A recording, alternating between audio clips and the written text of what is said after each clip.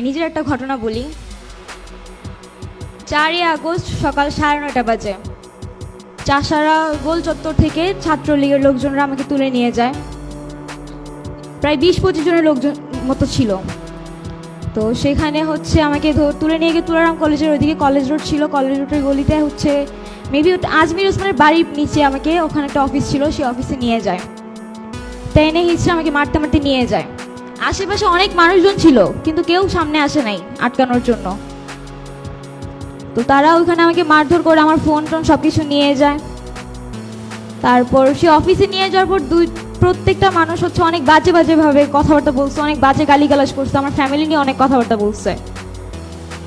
এমনও কথা বলছে যে আন্দোলন করো, আন্দোলন একদম ভরে দিব, এইসব বাজে কথাও শুনতে হয়েছে।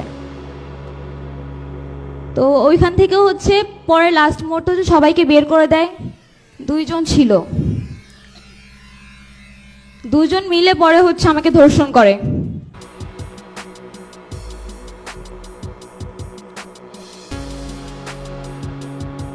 এটা এখন পর্যন্ত কোনো মিডিয়াতে আসে নাই, কারণ আমি নিজেই আসতে দেই নাই। বাট যারা পারতো এটা একটা সলিউশন করতে পারতো, এখনো পর্যন্ত তারা ঘুরতেছে, তাদের কোনো শাস্তি হয় নাই।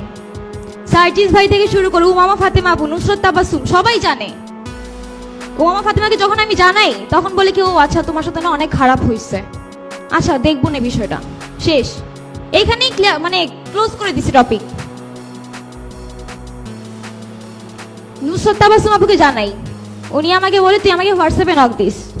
টিএসসি ক্যাফেটেরিয়াতে আমি তার পাশের টেবিলে বসা, তাকে হোয়াটসঅ্যাপে নক করি, সে হোয়াটসঅ্যাপে মেসেজগুলো সিন করে কিন্তু কোনো রিপ্লাই করে না।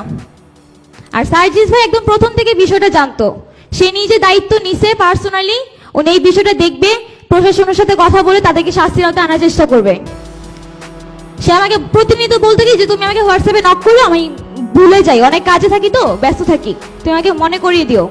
আমি প্রতিদিন তাকে হোয়াটসঅ্যাপে নক করতাম, ভাই আমার বিষয়টা কি দেখছেন, কিছু করছেন। সে হঠাৎ করে হচ্ছে প্রায় 1 মাস পর আমাকে মেসেজের রিপ্লাই দিল, প্রত্যেকদিন মেসেজ সিন করে, কোনো রিপ্লাই নেই। একদিন হঠাৎ করে রিপ্লাই দিয়ে বললো কি আমি কাজে অনেক ব্যস্ত আছি, পরে তোমার এই বিষয়টা নিয়ে দেখবো। ঘটনা ওখানেই ক্লোজ করে দেয়। নভেম্বরের 10 তারিখে আমি কনসিভ করি,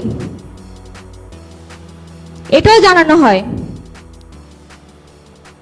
যেদিন সকালবেলা ভোরবেলায় আমি টেস্ট করি তখন হচ্ছে 5:30 বাজে ভোর। আমি মোমোকে জানাই ঘটনাটা, শামসুন্নাহার হলের মোমো হচ্ছে সকাল 6টা বাজে আমাকে নিয়ে হচ্ছে ধানমন্ডি লেগে যায়, গিয়ে বসে অনেকক্ষণ কথাবার্তা বলে আমাকে সময় দেয়, অনেক কিছু বুঝায়।